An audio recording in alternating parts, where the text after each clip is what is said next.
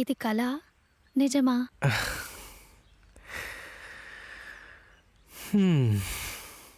మనం ఇన్నాళ్ళుగా ఎదురు చూసిన కళ, ఆ కళలో కూడా నమ్మలేని నిజం. ఈ క్షణం ఇలా అయిపోతే ఎంత బాగుంటుంది కదా. మనం ప్రేమించుకున్న పాపానికి కాలం ఆగిపోవాలా? అందుకేనేమో నా బెంగళూరు ట్రిప్ కూడా నేను క్యాన్సిల్ చేయలేకపోతున్నాను. ఎప్పుడు? మన మ్యారేజ్ డేట్కి ఎగ్జాక్ట్ 4 days బిఫోర్. 4 రోజుల్లో పెళ్లి పెట్టుకుని బెంగళూరు వెళ్తావా? నాకు ఇంకేం చెప్పొద్దు.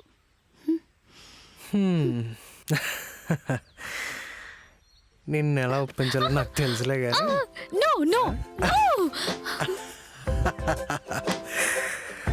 సరే త్వరగా వచ్చేయి. త్వరగా వచ్చేస్తాను రా.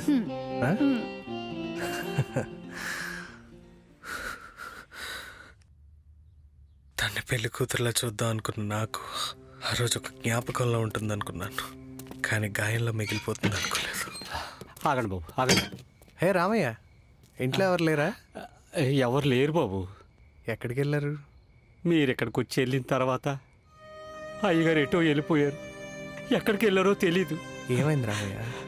బాబు గారు, మీరు చేసుకోవాల్సిన అమ్మాయి గారు ఎవరినో పెళ్లి చేసుకుని వెళ్ళిపోయారు బాబు. బంగారం లాంటి కుటుంబం అంతా చెల్లా చెదిరైపోయింది బాబు. ఏం మాట్లాడుతున్నావు రామయ్య? నేను చెప్పేదంతా నిజమే బాబు. లేదు రామయ్య, నువ్వేదో తప్పుగా విన్నావు. లేదు బాబు, వెళ్ళిపోయారు బాబు. రామయ్య, నా శృతి అలాంటిది కాదు. శృతికి నేనంటే ప్రాణం రామయ్య. అవును బాబు, నేను తను పెళ్లి చేసుకోవాలను. నిజమే బాబు. నీకేదో తప్పుగా తెలిసింది రామయ్య. నేను చెప్పేదంతా నిజమే బాబు. ఇది నిజం బాబు. అయ్యో బాబు, బాబు లేవండి బాబు. శృతి నేను ప్రాణంగా ప్రేమించుకున్నావు రామయ్య. అవును బాబు, నాకు తెలుసు బాబు. లేకపోతే నేను బ్రతకలేను రామయ్య. బాబు, నా మాట విని వెళ్ళిపోండి బాబు.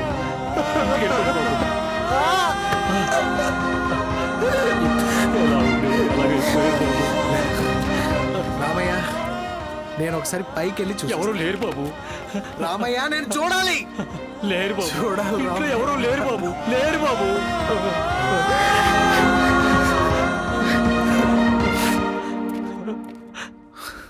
ఆ రోజు నుంచి ఆ ఇంటికి వెళ్తూనే ఉన్నాను. శృతి కోసం కాదు, ఆ పెద్ద ఆయన కోసం. అసలంత పెద్ద కోటేశ్వరుడు ఇక్కడికి ఎలా వచ్చాడు?